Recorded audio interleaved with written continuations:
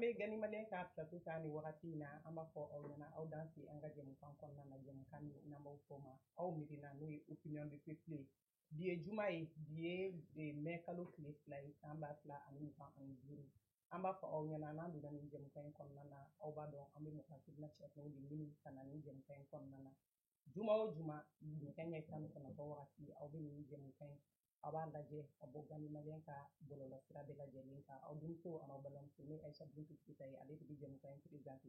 an b'a fɔ aw ɲɛna bi an ka mɔgɔ welelen o tɛ mɔgɔ dogolen ye semaine tɛmɛnen ani Musa bɔra nin kɛnɛ kelen kan nin émission kelen kɔnɔna na n'o ye Musa Iza Jara ye awa an b'a fɔ a ɲɛna sifinnaka don a cɛsirilenba don jamana kɔnɔ bi bi in na jamana ka taa sira fɛn fɛn bɛ yen nɔ k'a bɛ se ka hɛrɛ lase jamana ma denmisɛnninnakaw ka sira fɛ a bɛ se ka fɛn caman fɔ u la awa bi an b'a fɔ aw ɲɛna bi ni an ye nin kɛnɛ kan an bɛ na ni ɲininkali 3 fo ka se 4 ɲɔgɔn na bɔɲɔgɔnko ma k'u lase aw ma aw sigiyɔrɔ la an bɛ masala kɛ u kan awa an bɛ kuma d'an ka invité ma an ka invité ɲɛw ma Aisha an ka invité belebeleba Aisha an bɛ fo an bɛ Gandi Malien TV baarakɛla bɛɛ lajɛlen fo depuis Gandi ka studio belebeleba in kɔnɔ yan ka foli adressé an lajɛbaga bɛɛ lajɛlen na Mali kɔnɔ ani Mali kɔ kan particulièrement Katikaw an m'u fo an ka foli belebeleba bɛ Katikaw ye voilà n'o yɛrɛ ye n daga yɔrɔ ye n'o ye n sigiyɔrɔ ye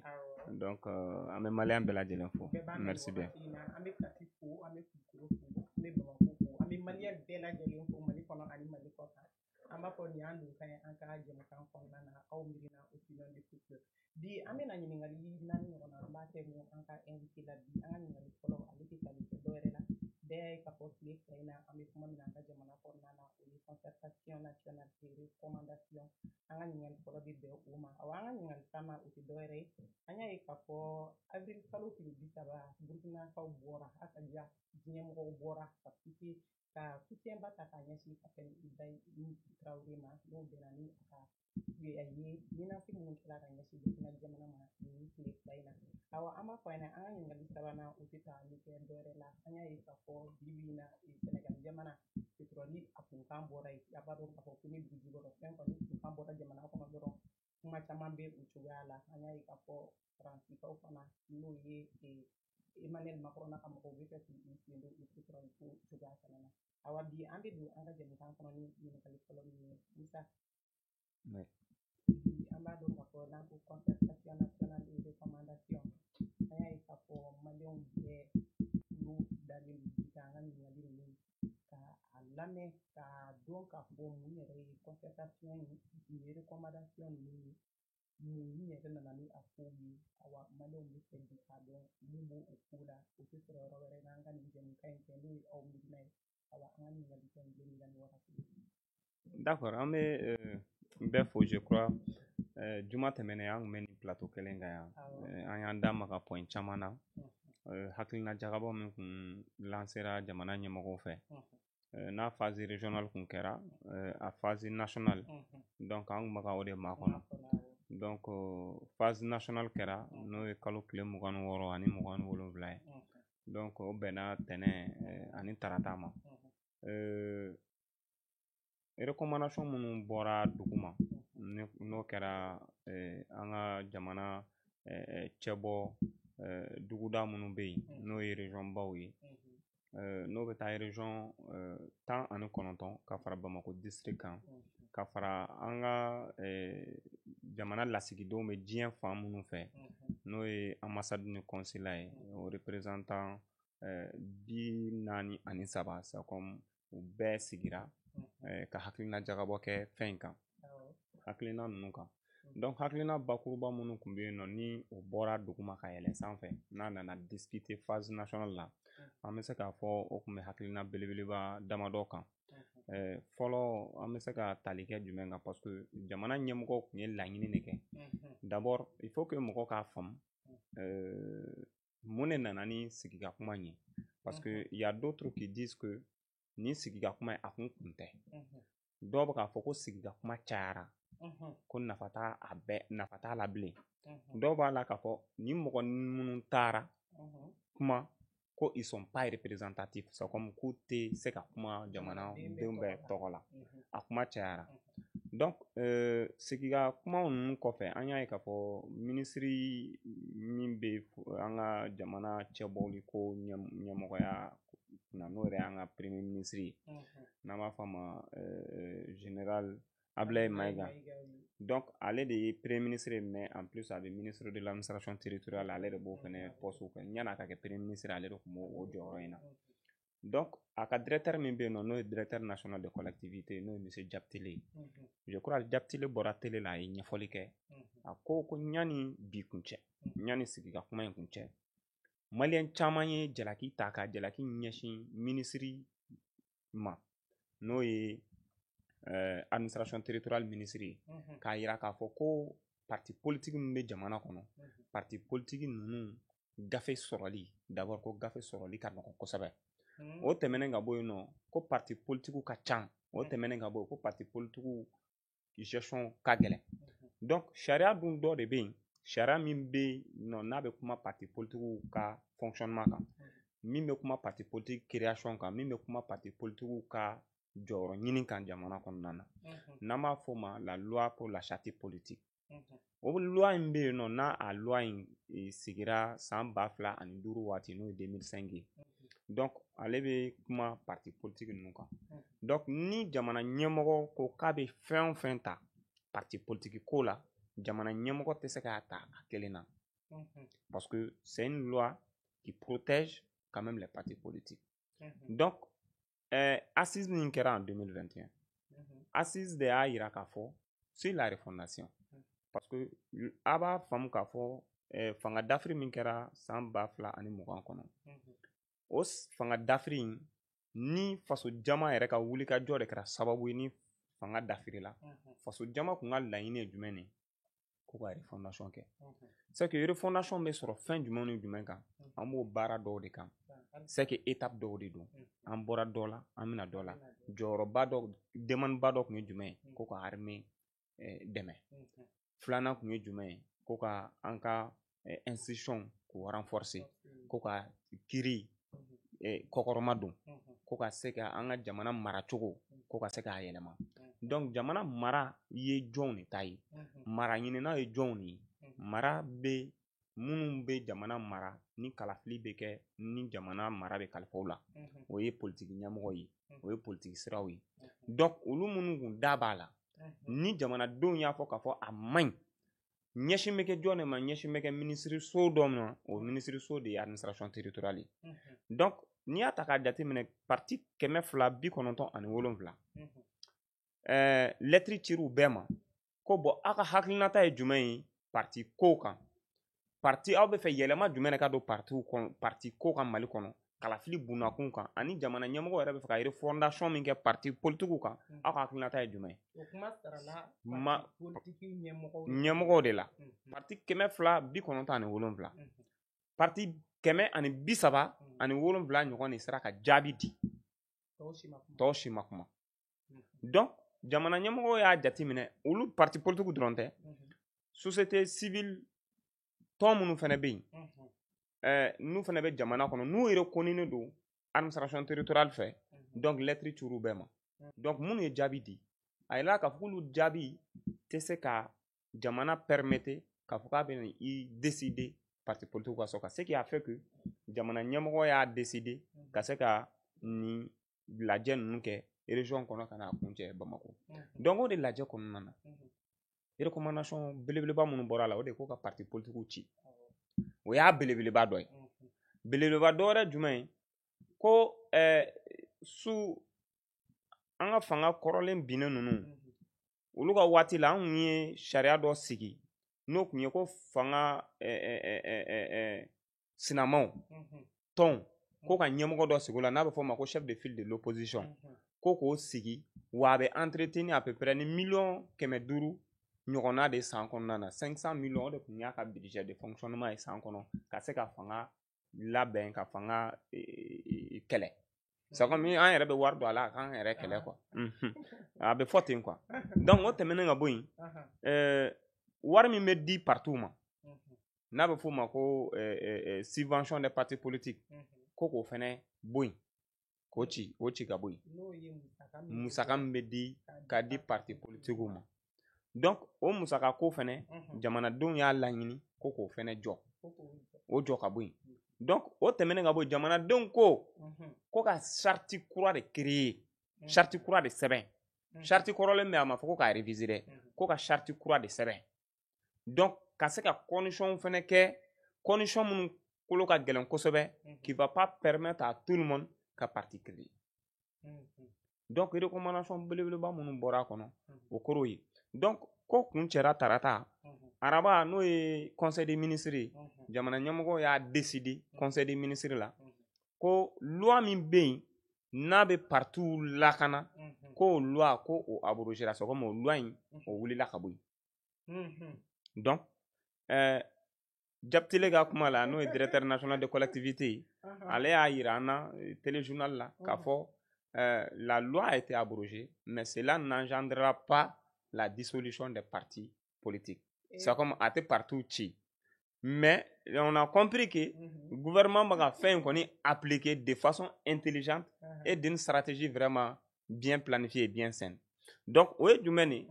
c'est que bɛɛ kun bɛ ka min ye ni parti politique yɛrɛ wulila ka taa maison de la presse kɔnɔ ka u ye wulikajɔ caman kɛ ni dɔgɔkun tɛmɛnenw kɔnɔ k'a fɔ ko jamana ɲɛmɔgɔ ɲɛ bɛ min na dɔrɔn o de ye ka se ka parti politique ci pure et simple jamana ɲɛmɔgɔw ko ko aw y'aw ta kɛ aw t'an ta dɔn fɔlɔ fɛɛrɛ min b'an bolo o n'aw ka fɛɛrɛ fɔlɔ ninnu tɛ kelen ayi olu k'o de ye sisan loi min b'aw kɔlɔsi dɛ loi min b'aw kɔlɔsi an ye loi in de ta ka bɔ yen fɔlɔ mais aw bɛ yen a ye to yen mais loi in de b'olu permettre olu ka ɲɔgɔn ye kɛ loi in de b'olu permettre a ka fɔ i ma k'i ye parti politique ye loi in de b'i permettre i ka se ka exercice démocratique kɛ i k'i kan bɔ fanga ɲini na i ka se ka hali kuma dɔw fɔ kuma min na ni se tɛ se ka k'i ma parce que tu es un homme politique donc i bɛ se k'i hakilinata fɔ jamana maracogo kan o de loi bɔra yen donc an kɔni bɛ laɲini min kɛ ils sont comme ils sont simples citoyens militants dans un regroupement politique voilà pour le moment qui n'est pas protégé par une loi parce que avec comme un journaliste charia dɔ de bɛ yen nɔ min b'a journaliste encadré charia dɔ de bɛ min b'i protégé o charia kelen de b'i permettre i ka se k'i hakilinata fɔ ko dɔw kan o charia kelen de b'i permettre i ka se ka wuli ka sɛgɛsɛgɛli kɛ ko dɔw la donc e ye journaliste ye n'o charia b'e pour e lakana k'i ka domaine encadré n'o charia bɔra yen n'an bɛ ɲininkali de kɛ est-ce que i bɛ baara min na fɔlɔ tɔ ka jɛ t'a la donc pour dire que an kɔni ɲɛ bɛ min na an ye min faamu waleya in jamana ɲɛmɔgɔ ye min ta fɔlɔ a kan ka bila ka taa CNT la donc ni an ka CNT mɔgɔw y'u hakilinata fɔ olu bɛ taa loi voter ɲininkali c'est comme ɲininkali de bɛ kɛ fɔlɔ donc n'olu tilara voilà donc ni nin ko in bɛɛ banna donc a suppression a bɛ entériner voir si il y a pas c'est comme kiri fɔnkɔɲɔgɔnba t'a ni an ka jamana sariya sunba ni ɲɔgɔn cɛ ni fɔnkɔɲɔgɔnba tɛ yen nɔ donc Cour constitutionnelle fɛnɛ bɛ se ka consulter souvent s'il y a de ces questions là qui créent une confusion entre une loi et entre la création et la suppression d'une nouvelle loi ou bien une ancienne loi n'a kan ka fɛn donc an bɛ se ka kuma dɔw la an bɛ taga an ɲɛsin jɔ ma o de y'an ka institution ba ye n'o ye Cour constitutionnelle ye donc souvent olu fɛnɛ k'a trancher maintenant an ma se o yɔrɔ si ma fɔlɔ an bɛ étape min na fɔlɔ nin ye daminɛ de donc nin ye daminɛ de fo mɔgɔw k'a faamu k'a fɔ min fɔra télé la bɛɛ ɲɛna ni directeur national de collectivité territoriale n'a bɔra k'a ɲɛfɔ a expliquer an ɲɛna en français facile a y'a yira n'a de k'a fɔ ko loi min bɛ parti politique lakana loi min b'u encadrer k'o loi de cira mais parti politique yɛrɛ k'u ma ci fɔlɔ ko makama k'u la k'u bɛ balo la ko loi de cira mais parti politique o ma ci parti politique yɛrɛ bɛ yen o bɛ yen olu ma ci fɔlɔ ayi k'u ma ci fɔlɔ ni loi cira o mun ta tubabukan de don la langue Molière la ayi jɔ ne fɛnɛ k'e ɲininka na loi mana ci e ko parti politique ninnu hali n'a fɔra ko olu ma ci yɛrɛ a nafaba ne ko a nafa belebeleba b'a la tugun a nafa b'a la nafa b'a la parce que tubabukan kelen dɔrɔn de bɛ k'an kɛlɛ fɛn in kɔnɔ dissolution non dissolution donc comme bɛɛ kun b'a nɔfɛ de k'a fɔ ko dissolution les partis politiques du Mali là sont dissous olu kun mago b'o min na pour que an ka bɔ an ka dunu ni balaw ta k'a fɔ o mot ma fɔ o t'a kɔnɔ tubabukan in ka gɛlɛn dɛ on dit on dit que juridiquement il y a la loi et il y a l'esprit de la loi. Donc charia bɛ kɛ fɛn dɔw kan charia fana hakilinaw fana bɛ yen o de la soit les juristes ils interprètent une loi chacun à sa manière i b'a ye fɛn bɛɛ sɛbɛnnen don dɛ a bɛɛ sɛbɛnnen don noir sur blanc mais à interprétation o de bɛ na ni fili ye fɛn caman kɔnɔna na donc voilà caution fɛnɛ bolo tara k'olu da ko n'i bɛ fɛ ka parti politique créer fo ka sɔrɔ i b'a fɔ 100 millions ɲɔgɔnna i k'o bila caution na pour que i ka se k'i présenter élection présidentielle la awa e yɛrɛ bolo n'a kɛra wariko ye yalima hakilina jumɛn b'o kɔfɛ bon wariko ta fanfɛla na j'ai vu beaucoup de propositions il y a d'autres qui disaient k'an ka kɛ million 50 d'autres disaient an ka kɛ million 100 dɔw yɛrɛ taara fo million 500 maintenant ne bolo jamana kalafili jɔyɔrɔko la kalafili jɔyɔrɔ ɲini man ka dépend wariko la quoi pour moi aujourd'hui an bɛ jamana kɔnɔ jamana min bɛ yen n'a mago bɛ mɔgɔ bɛɛ la mɔgɔ o mɔgɔ bɛ yen k'a fɔ ko a hakilina ka ɲi jamana ko la an bɛ se k'an ka danaya d'a kan de façon collective ka se ka jɔyɔrɔ in d'a ma mais n'i nana musaka ko don a la i bɛ taa sɔrɔ aw minnu bɛ yen nɔ k'a fɔ ko aw n'a ka kan a musaka t'aw kun donc n'a musaka t'aw kun il vous faut forcément aller chercher quelqu'un a musaka bɛ min bolo o de bɛna a présenter maintenant est-ce que mɔgɔ min nana aw ka tɔn fara ɲɔgɔn kan k'a fɔ ko aw bɛna cɛbɔ bɔ kalafili dɔ la mɔgɔ min nana ka 100 000 bɔ k'a don jɔyɔrɔ ɲini na est-ce que a bɛna 100 000 d'a ma ale yɛrɛ t'i kan bɔ wa maintenant ne kɔni ka Musa Zan ne ka proposition c'est comme ne ye analyse min k'a kan vraiment moi je n'adhère pas à cette idée ne t'a a hakilina in fɛ ne bɛ se ka min fɔ hakilinaw bɛ yen min bɛ e permettre en tant que candidat i ka légitimité i ka sigida kɔnɔ bɛ jamana kɔnɔ o ka dɔn k'a sɔrɔ musaka ko tɛ a ka dɔn yɛrɛ i ye mɔgɔ sugu min ye i ye baara minnu kɛ voilà donc c'est que on est tous connus i wolola yan ka mɔ yan i ye baara min kɛ o dɔnnen don yalima ni e Aisha ko bi k'e bɛ fɛ k'i kanbɔ i ka commune kɔnɔ maire la pour être maire jamana sariya sun y'a jira k'a fɔ i bɛ 100 de sara maintenant est-ce que e Aisha bɛ se ka wuli ten dɔrɔn k'a fɔ i bɛ t'i kanbɔ k'a sɔrɔ dɔw ka danaya t'e kan wa donc jamana ɲɛmɔgɔ ɲini yɛrɛ bɛ dépend fɛn fɔlɔ min na fɔlɔ mɔgɔw k'i dɔn mɔgɔw k'i ka waleya dɔn mɔgɔw k'i tabiya dɔn mɔgɔw k'i kunkilenna dɔn donc e ye kunkilenna jumɛn de b'i la n'a bɛ f'i ma i ka projet il te faut quand même un projet de société bien établi connu quand même par tous n'a dɔnna k'a fɔ e Aisha ka kɛlɛ ye jamana sifinw ka baarako ye jamana sifinw ka kalanko ye lujurabagatɔw ka ɲɛtagako ye e Aisha ka kɛlɛ o de bada bɛɛ b'i dɔn la e mana kanbɔ don min na k'a fɔ i bɛ fɛ ka i kanbɔ députéya nɔfɛ i bɛ taa sɔrɔ mɔgɔ caman bɛ wuli k'a fɔ an bɛ nin dɔn nin y'an ka sigidala mɔgɔ ye ou bien nin ye nin région mɔgɔ ye an b'a kan i tɛ kɛ mɔgɔ kura ye mais anw ye mun de faamu an ka politiki bunakun kan mɔgɔ dɔw bɛ yen u y'u ka diɲɛlatigɛ bɛɛ kɛ jamana kɔfɛ wari ɲini na c'est que u ye wari sɔrɔ u tilara fɛn bɛɛ la ils n'ont pas d'autres projets à faire u bɛna mun kɛ k'u bɛna politiki la olu de b'u ka warimugu ta ka na parti la bi i bɛ taa sɔrɔ mɔgɔ minnu bɛ parti la depuis 91 u bɛna don parti la en 2025 u bɛna kɛ parti ɲɛmɔgɔ ye ou bien u bɛ kɛ parti ka candidat ye parce que u nana ni wari ye i bɛ taa sɔrɔ parti yɛrɛ de b'a fɔ ko pour que e Aisha ka kɛ an ka candidat ye f'i ka na ni 200 millions ye ou bien f'i ka na ni 300 millions ye waritigi don wari bɔli tɛ fɛn ko la wari bɔli tɛ fɛn ko la wa an bɛna min f'i ɲɛna waritigi 100 o 100 i bɛ taa sɔrɔ a 80 a bɛɛ ye jamana wari zonba kulo de ou bien n'u yɛrɛ tɛ zon ye i bɛ taa sɔrɔ u fa tun ye zon ye fa ye empire dɔ de créer ni jamana suɲɛli wari ye k'o t'u kɔ donc o wari mugu in bɛ ta k'a d'olu ma olu bɛ tila k'o wari mugu in de ta ka tila ka na mɔgɔw san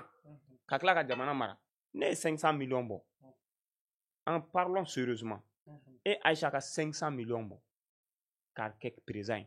la première des choses 500 millions bɔra min la première des choses que e Aïcha bɛ n'o kɛ o de i bɛ 500 millions in bɛ se ka remplacer cogo di mais ça va favoriser le vol ça va favoriser le détournement des deniers publics donc o de hali o misaliyaw de b'anw yɛrɛ bara an ka société kɔnɔ an ka commune kɔnɔ an ka sigidaw kɔnɔ a bɛ komi mɔgɔ min taara juru ta ka na kɛ maire aw ka commune kɔnɔ n'a sigira fɔlɔ a bɛ fɛn fɔlɔ min kɛ a b'o juru de sara mais juru in bɛ sara cogo di a t'a dɔn k'a fɔ ko juru in bɛ sara n'aw ka impôt n'aw ka taxe ye ko juru in bɛ sara n'aw ka dugukolo feereli ye ko juru in bɛ sara ni aw bɛ wari fitinin min fara ɲɔgɔn kan sugu kɔnɔ salenw an baw ka salen n'an mɔmusow ka salen ko juru in bɛ taa sara n'o de parce que o budget tɛ maire bolo o budget tɛ yen k'a fɔ ko maire ka taga 100 millions don a ka campagne na ko n'a nana k'a ka mandat kɔnɔ k'a bɛ se ka 100 millions sɔrɔ k'a sara don c'est pas vrai wariko in dɛ a kan ka bɔ a la de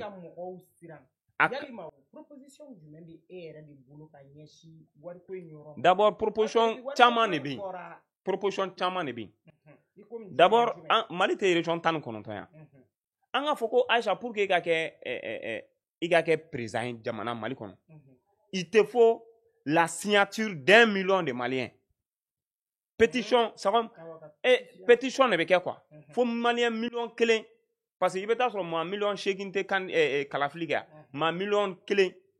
région et région k'a fɔ ko bon ko mɔgɔ ba 30 mɔgɔ ba 40 f'olu k'u kan di k'a fɔ ko bon an bɛ karisa ka candidature soutenir o ye critère dɔ ye o critère dɔ ye jumɛn ye Aïcha jamana caman kɔnɔ u b'a fɔ ko fɛn dɔ ma ko primaire i bɛ taa sɔrɔ ni mɔgɔ caman bɛ yen nɔ u bɛ fɛ ka kɛ candidat ye u b'aw to yen aw ka yaala jamanaw kɔnɔ région kɔnɔ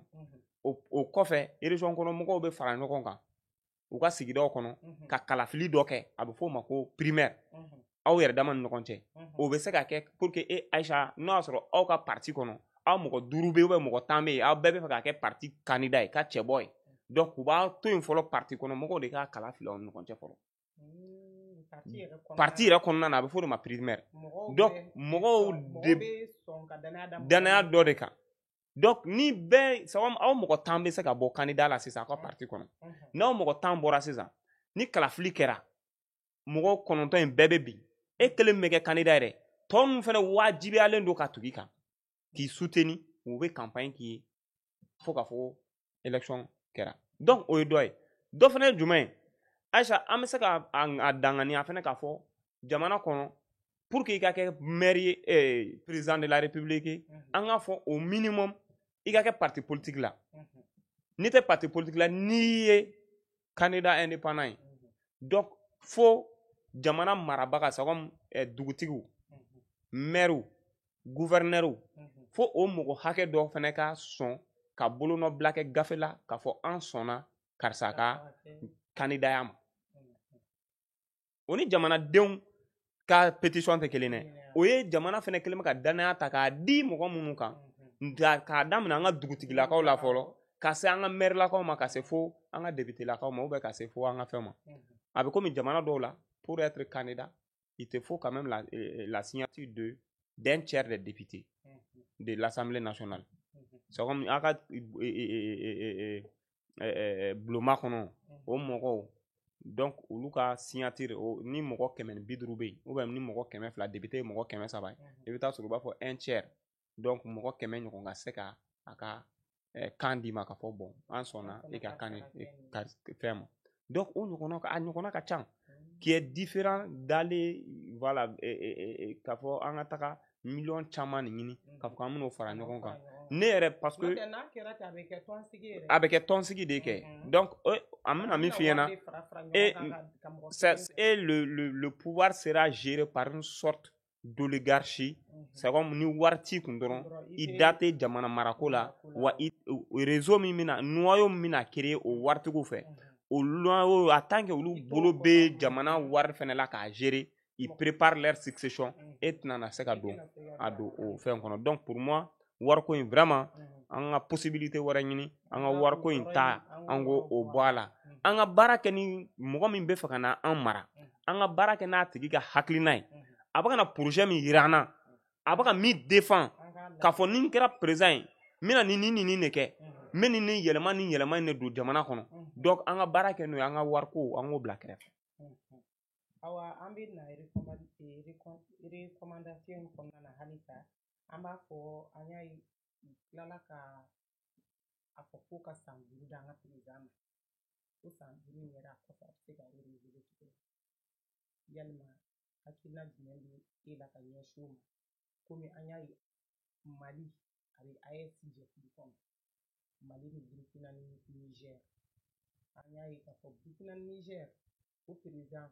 a fila bɛɛ ye président de la République ye 5 ans de mandat dir'u bɛɛ ma awa nin ze in na ko maliyɛnw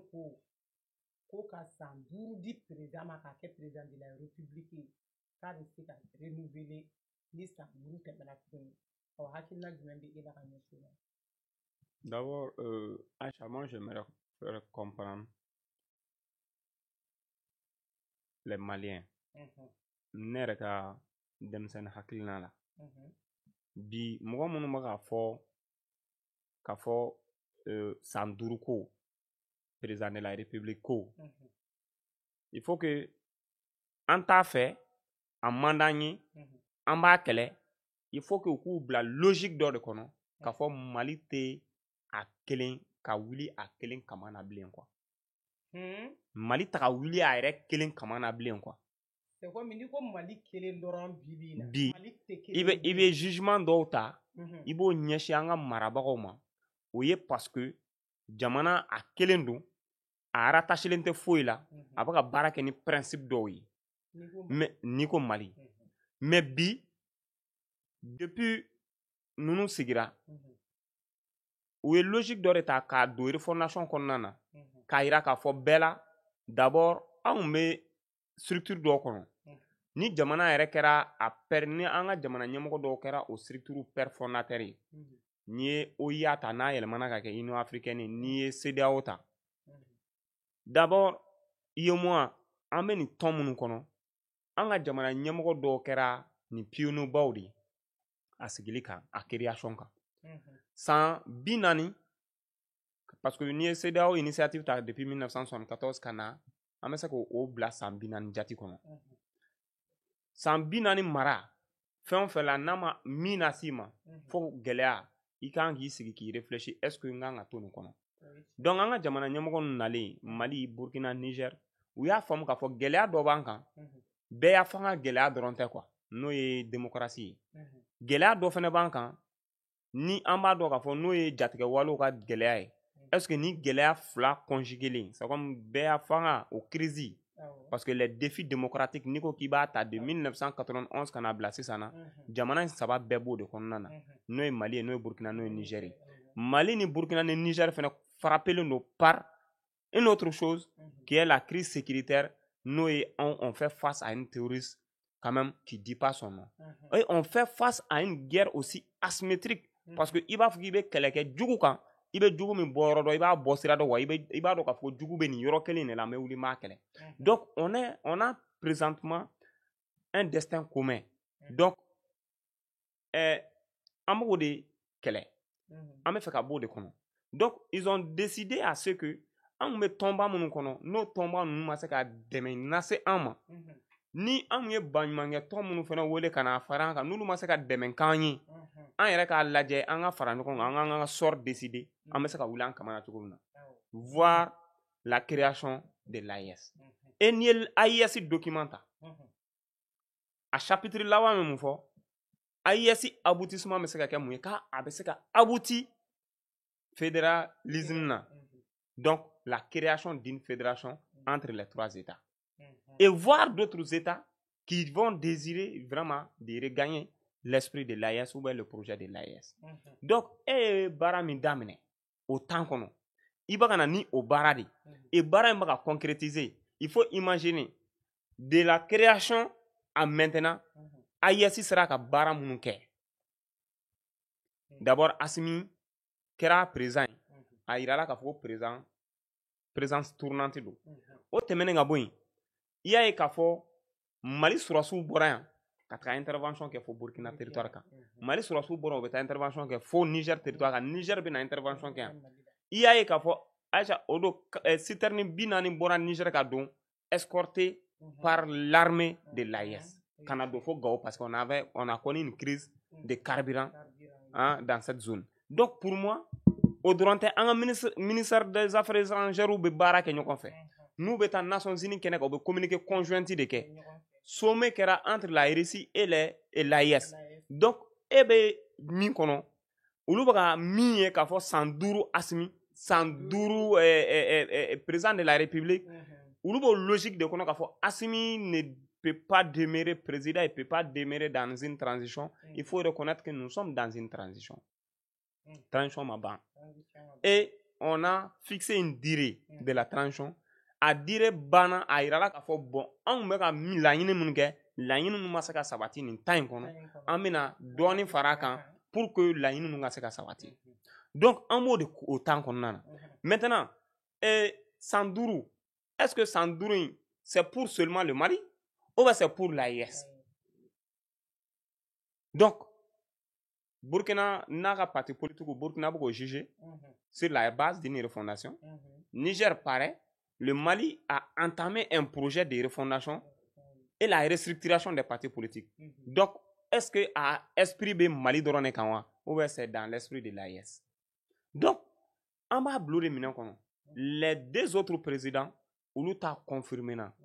Donc, à toi Johnny, Mali. Est-ce que Mali va violer le principe de la règle de l'AIS? Donc, quand il y a la celui qui se bat, qu'a fait non Assimi, non ceci, non cela, est-ce que aujourd'hui Assimi travaille uniquement avec l'esprit de Assimi seul pour les Maliens, ou bien Assimi travaille en partageant sa vision et la vision de l'AIS sur les 3 pays? Donc, en mot de condamnation, ni nana ka fouille jugement quel tadron Sandourou ko ni Assimi ko ladron manako ni transition ko ladron il est fili parce que bi on met logique de reconnaître on tend vers la création d'une fédération et pour dire à chemin à ka gelen il va faire ka non à gelema djumain parce que on dit pour une refondation c'est que pour une transformation tu fais face à 3 genres de personnes. Ceux qui sont d'accord avec l'idée, ceux qui sont indécis et ceux qui sont contre. C'est que nous sommes nous yelema haklinama. Ani mogo munu be non, nous le be flana. Yelema ere haklina, est-ce que nintara abina nya, est-ce que korole ne kun ta arrangé ni kura ou lubo kono. Donc munu fene be non, nous le reta chiffre. On fait face à ce genre de personnes. Bi, yelema yere fondation. Deux son qui ont épousé l'idée depuis sa première conception. Deux son vraiment, il est temps que ça bisaba. Il est temps que depuis 1960, il est temps que anga bo ni kono. Est-ce que ni te occasion anga se ka boire kono. Deux idées épousées depuis. Il y a d'autres qui sont là, qui mènent leur analyse. Ah, bon, est-ce que Namboran kono kame do AIS kono? Est-ce que Nantara Fédération na? Donc, ils sont comme ça. Voilà. Donc, do fene bien. Che akara AIS koyo, akara Mali koyo, akara ulu ire tachi fait. Ulu fene bien. Omugo fene bien. Donc, on fait face à ces 3 qualités d'individus chez nous. Donc, yelema mi kono. Tu ne peux pas partager cet esprit-là avec l'ensemble de tout le monde, l'ensemble des citoyens. Surtout parti politique caman ɲɛ b'a la k'a fɔ refondation min bɛ ka na kɛ ka ɲɛsin olu ma ni olu caman ka carrière politique setɔ ye à terme. Donc ni dun fana y'a jateminɛ Aïcha, mɔgɔ min ye san 30, il a consacré toute sa vie kalafiliko la, jamana ɲɛmɔgɔ ɲini na. Il a consacré, il a même sacrifié sa vie de famille, son temps, son énergie pour ça. Ni nana fɔ dɔrɔn du jour au lendemain k'a fɔ k'i bɛna yɛlɛma sugu dɔ kɛ Aïcha diɲɛ kɔnɔ i n'o tigilamɔgɔ fana tɛ se ka ɲɔgɔn faamu mais aw bɛ ɲɔgɔn faamu cogo di? C'est au fur et à mesure i bɛ se k'a tigi ladon i ka esprit kɔnɔ dɔɔni dɔɔni cogo min na. Dɔw tɛ se ka kɔn ka don dɛ parce que il y a Thomas Sankara qui disait que le train de changement quand le train de changement prend quand même la route, il y a des gens qui sont déjà dedans, il y a d'autres qui vont prendre le train en marche. Donc, en haut de Konana, déjà, le train de la refondation est déjà en route. Il y a d'autres qui sont sur le quai,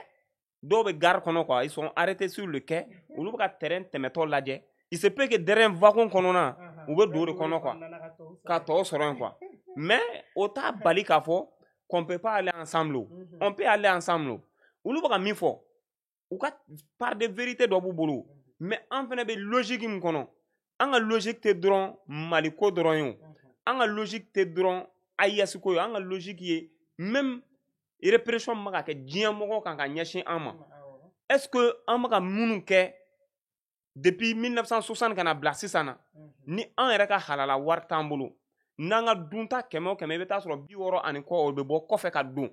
an ka sɛnɛ fɛnw ta ka se k'an balo an bɛ ka bagan mara o ta ka se k'an balo an yɛrɛ ta ka ji ɲuman sɔrɔ k'an min an ta ka se ka courant sɔrɔ an yɛrɛ ye an ta ka se k'an ka sanu k'a bamayɛlɛma an bara an ta ka se ka barajiw jɔ min bɛ se k'an ka malo sɛnɛyɔrɔ n'o y'an ka office du Niger ye ka se k'o dilan an yɛrɛ ye san 60 ani dɔɔni mɔgɔ minnu bɛ na n'a bɛ na ko aide au développement des pays démunis nous u bɛ ka na n'o wari ye depuis indépendance tara a wari in ta ka se k'an na développer ni an wulila fɛnɛ k'a fɔ ko crise naturelle bɛ ko nin binna kan u bɛ malo dɔ kɛ bɔrɔ dɔ kɔnɔ k'u ka logow sigi a kan ka n'olu d'an ma olu de bɛ wuli tuguni ka na tantiw d'an ma ni fiɲɛ y'an ka sow bin ni dugukolo yɛrɛyɛrɛw kɛra an bara ni tasuma y'o fɛn na olu de bɛ na k'olu bɛ ka na dɛmɛ d'an ma mais dɛmɛ bɛ ka di en contrepartie de quoi donc an ko de nin bɛɛ ye fɛn ye an bɛ bɔ nin kɔnɔ cogo di pendant 60 ans an ka mɔgɔ dɔw ye mɔgɔ hakili carilenw ye ɲinini k'a kan dɔw ye sigi ka kumaw k'a kan colloques kɛra a kan forums kɛra a kan et de ce passage an bɛ foli kɛ jamana ɲɛmɔgɔ minnu sɔnna ka kɛ persécuteurs ye minnu ye hakilinabaw ta fɛn ninnu kan Moro Keyita b'o la an b'a ye Thomas Sankara b'o la Thomas Sankara bi a ka idéologie a sara plus de 30 ans mais a salen kɔfɛ a ka idéologie de bɛ ka kɛlɛ kɛ Burkina wa a ka idéologie de kɛlɛ kɛ ka na ni yɛlɛma ye bi an b'an bila o minɛn dɔw de kɔnɔ k'a fɔ jamana ko la san 60 tɛ foyi ye jamana ko la san 5 tɛ foyi ye wa n'a sɔrɔ ko san 5 wɛrɛ de kan ka fara Assimi kan pour que an bɛ refondation min nɔfɛ a ka se ka kɛ ka ɲa c'est que an b'a fɔ a ka kɛ parce que on a tenté avec d'autres ça n'a pas marché et on tentera avec d'autres pour que ça marche donc an kan k'an bila logique min kɔnɔ o ye o logique de pour que maliyɛnw yɛrɛ k'a faamu o kɔrɔ ye an kana na wagati yɛrɛ fixe ka o bi an bɛ yɔrɔ min na quoi tellement que gɛlɛyaw ka can a ka multiplier no ɲɔgɔn kan ɲɛmɔgɔ ko ye jumɛn ni Aïcha c'est que dutigi bɛɛ t'a a dama ɲɛmɔgɔya a bara dugutigi minnu b'an bara u bɛɛ tɛ ɲɛmɔgɔya yɔrɔ bɛɛ b'a fɔ k'a fɔ ko kalafili ko a tant que i mana kalafili sira kan k'i tɛ ɲɛmɔgɔ ɲuman ye que e sigi cogo ma ɲa ko tu es illégal tu es illégitime mais la légitimité se repose sur qui c'est sur le peuple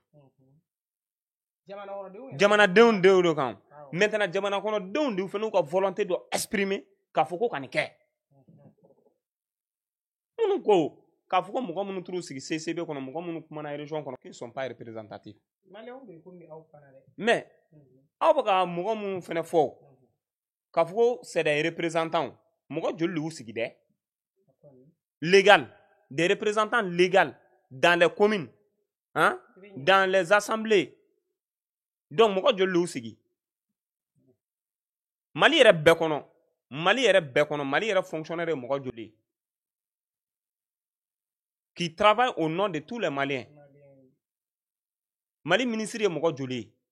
qui parle au nom de tous les Maliens. C'est là-bas que tu vas te retrouver dans un principe qu'on appelle la représentativité. Mɔgɔ kelen min bɛ se ka kuma anw tɔgɔ la o y'an ka jeunesse ɲɛmɔgɔ ye an ka commune kɔnɔ. Est-ce que lui il était présent wa? Oui, il était présent. A kumana jɔn tɔgɔ la a kumana an ka commune jeunes tɔgɔ la. Mɔgɔ jɔn wɛrɛ tun bɛ yen o ye maire ka représentant ou bien mairie ka représentant. Mɔgɔ jɔn wɛrɛ tun bɛ yen o ye sous-préfet ou bien o ye préfet. Mɔgɔ jɔn wɛrɛ tun bɛ yen nɔ o ye gouverneur ye. O de bɛ kuma Kulukoro bɛɛ tɔgɔ la. O de bɛ kuma Bamakɔ dugutigilakaw tun bɛ yen olu bɛ kuma chauffeurs tɔgɔ la. Kafo tun bɛ yen o bɛ kuma musow tɔgɔ la. On appelle ça la représentativité. Et ni e bɔra en tant que politicien e bɛ ka tila k'a fɔ tuguni k'i bɛ t'i jɔ olu de ɲɛkɔrɔ sini ma sinikɛnɛ ma ko olu k'u ka danaya d'i ma k'i bɛna taa i kan bɔ jamana kalafili la. E bɛ k'a fɔ bi k'olu ils sont insignifiants qu'ils ne sont pas représentatifs. C'est logique hein. U ye sigiw kɛ yan sanw na san minnu kɔnɔ ni mɔgɔ kelenw de taara kuma jamana sɔrɔ kan. La conférence d'entente de 91 bɛɛ ma wele o palais de la culture la o bɛɛ ma wele ayi bɛɛ maliden tun ye mɔgɔ joli a waati est ce que maliden bɛɛ de wulila ka taa Mali kunkanko kuma fɔ yan diinɛmɔgɔw tun tɛ yan AM tun tɛ yen wa parti politique tun tɛ yen wa association tun tɛ yen wa olu de taar'u sigi ka kuma o transition ko kan ka kuma olu de kumana an tɔgɔ la o mais n'a fɔra ko bi dɔw kumana parce que jamana ɲɛmɔgɔ y'a laɲini kɛ ko dɔw ka taa kuma aw ko non k'olu bɛ kuma mun na ko parce que ko olu tɛ se ka kuma jamanadenw tɔgɔ la qui sont insignifiants qui ne sont pas représentatifs donc ne kɔni bolo ne bolo Aïcha fɛn filɛ il faut qu'on soit clair c'est que bi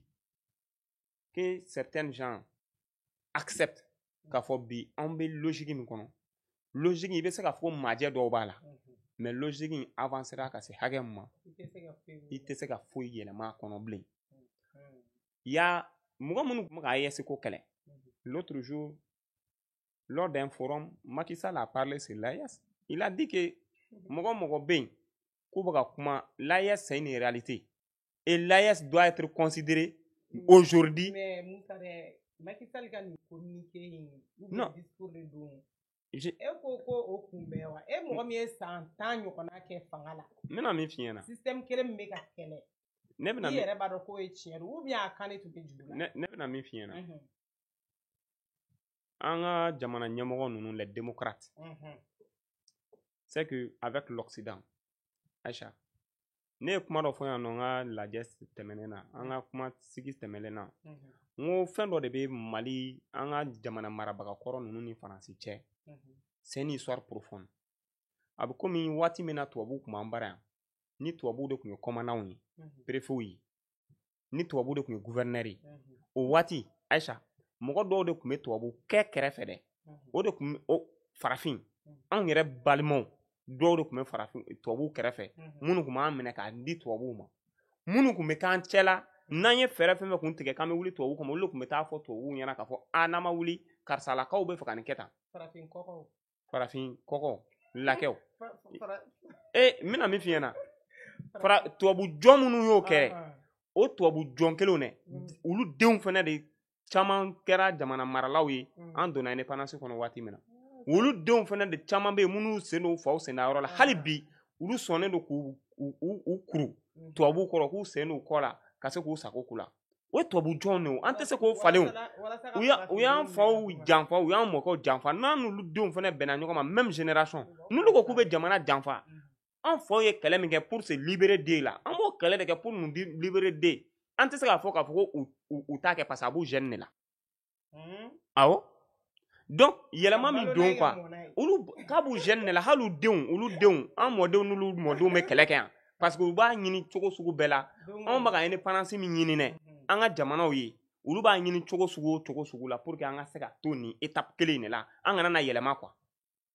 la belle vie c'est que n bɛna min f'i ɲɛna quand tu es avec ces blancs là u bɛ fɛn bɛɛ yir'i la Aïcha an bɛ nin k'i ye an bɛ nin d'i ma an bɛ nin kɛ tan il suffit juste seulement de respecter leur choix u bɛ min nɔfɛ i ka jamana kɔnɔ dɛ e k'o ku dɔrɔn wallahi i b'i si kɛ fanga la i tɛ bin le cas Denis Sassou Nguesso qui est le président de Congo là hein Congo c'est pas le Congo Kinshasa l'autre Congo Congo Brazza ta Denis Sassou Nguesso be président la ɲina san joli il a été remplacé mais Denis Sassou clara kana tuguni kana mara kɛ i b'a dɔn Denis Sassou sigira jɔn fɛ yan le directeur général de ELF Congo olu de armes san ka jeunes nawuli k'u financer ka Sassou la segin a ka fanga la lorsqu'il a été déchu de son pouvoir a kɛra jɔn na tuguni a kɛra Omar Bongo la le papa de Ali Bongo jɔn y'a sigi a nɔ la c'est le même ELF ELF est géré par qui c'était une entreprise française qui est actuellement transformée en Total. Maintenant mi fɔ ɲɛna sa élection ko min filɛ nin c'est de la farce mina min f'i ɲɛna c'est de la farce mɔgɔ me fɛn kelen f'i ɲɛna Aïcha moi je ne suis pas quand même antidémocratique n y'o kuma fɔ mais l'élection la démocratie ne résume pas autour seulement des élections c'est que tubabu ye élection ko kɛ démocratie ko kɛ instrument dɔ d'an bolo pour encore nous recoloniser d'une manière légale parce que ni mɔgɔ min sigira il faut voir on dit il y a certains qui disent que la démocratie c'est la gestion de la majorité c'est la gestion de la majorité obligatoire sur une minorité c'est comme 50+1 mɔgɔ kɛmɛ o kɛmɛ ko ni 51 voter ye ko i ye marakɛla ye mɔgɔ 49 ma sɔn ye k'i b'olu mara jago o mara in bɛ wele cogo di o tɛ jago mara ye dɛ o ye mara légitime ye quoi o ye tubabu ka explication ye a kan tubabu ka explication dɔ wɛrɛ jumɛn ye ni mɔgɔ 10,000,000 bɛ ka jamana kɔnɔ olu kan ka kala fili pour que ka ɲɛmɔgɔ sigi o mɔgɔ 10,000,000 olu ma bɔ dɛ mɔgɔ 1,000,000 dɔrɔn de bɔra ka kala fili e Aïcha e bɛ kɛ ɲɛmɔgɔ ye ko parce que ko tu es légitime légitimité bɛ min mɔgɔ 9,000,000 ma voté légitimité bɛ min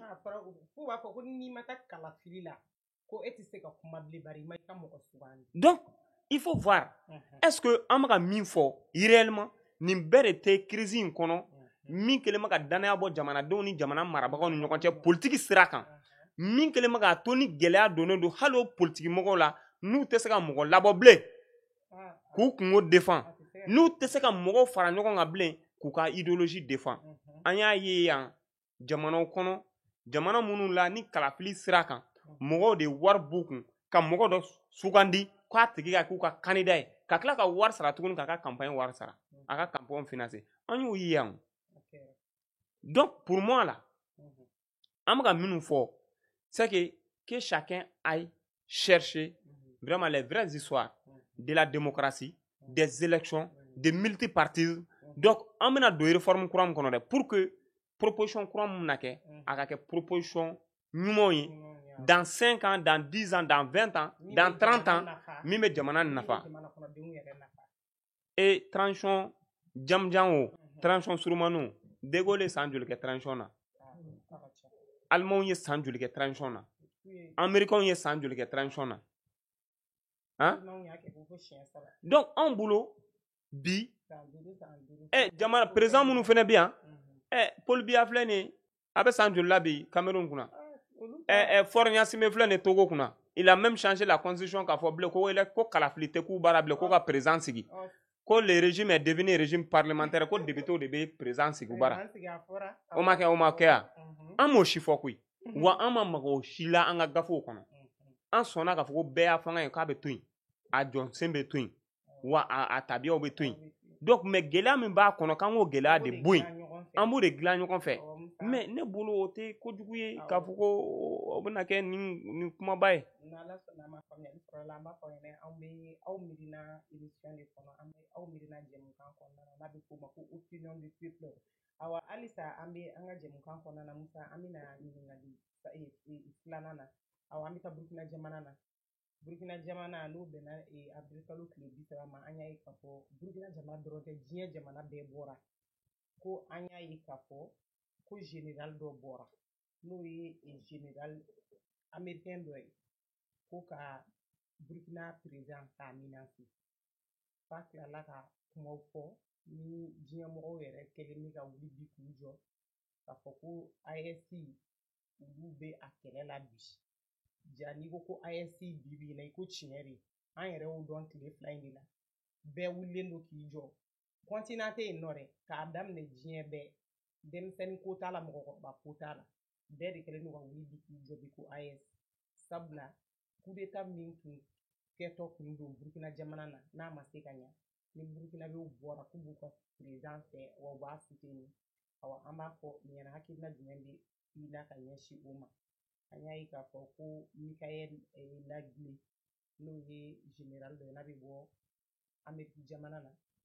ni o de wulilen bɛ ka nin ko in bɛɛ maniganci awa a cira de wa a bilala la de wa ou bien a yɛrɛ hakilina don wa hakilina jumɛn b'i la ka ɲɛsin a ma d'abord Aisha ne bɛ se ka min fɔ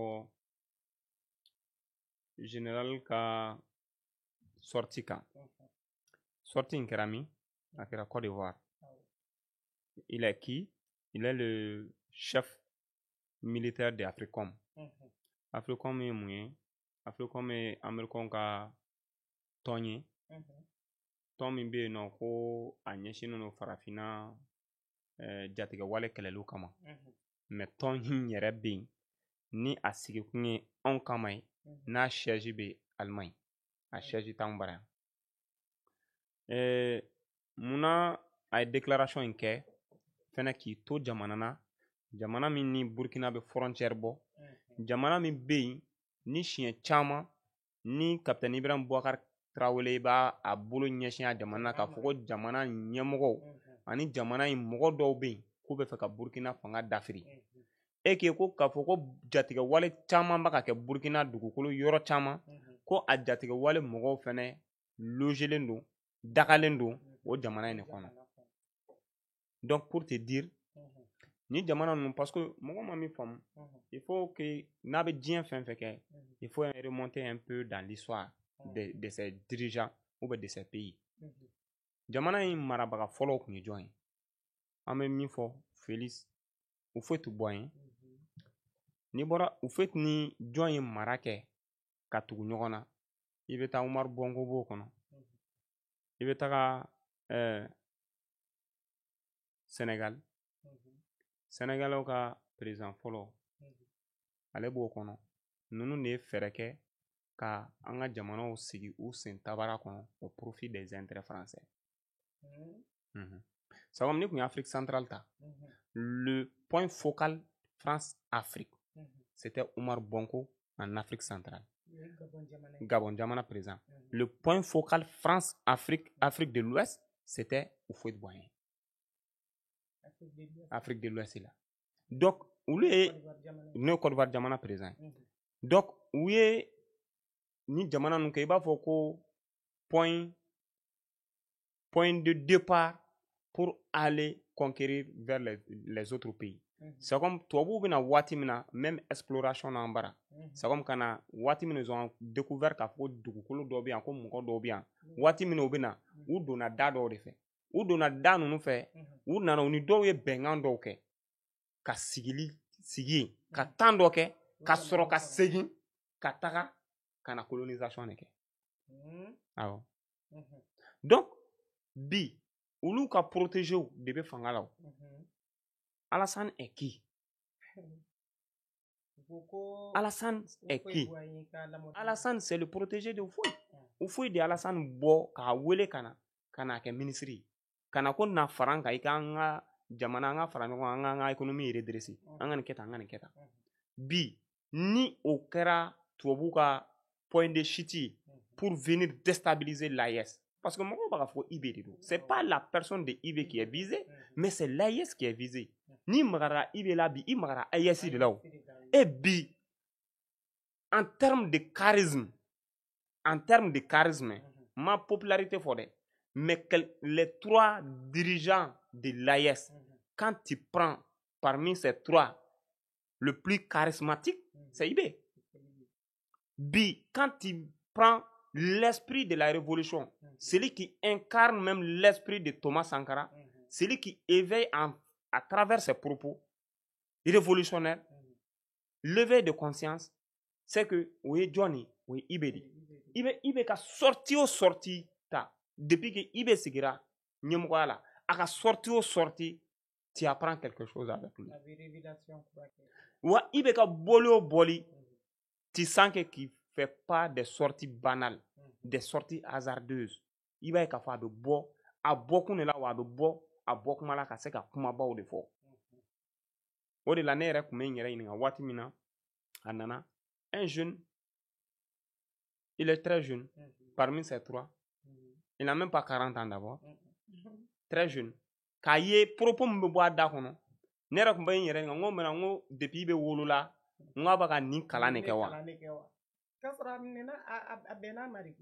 Ngo mais lui là, ngo c'est un envoyé quoi. Façon dont il s'exprime, façon dont il fait une analyse sur la situation, façon dont il a des idées pertinentes sur la situation. Donc, Nebulu, au Mokosugu,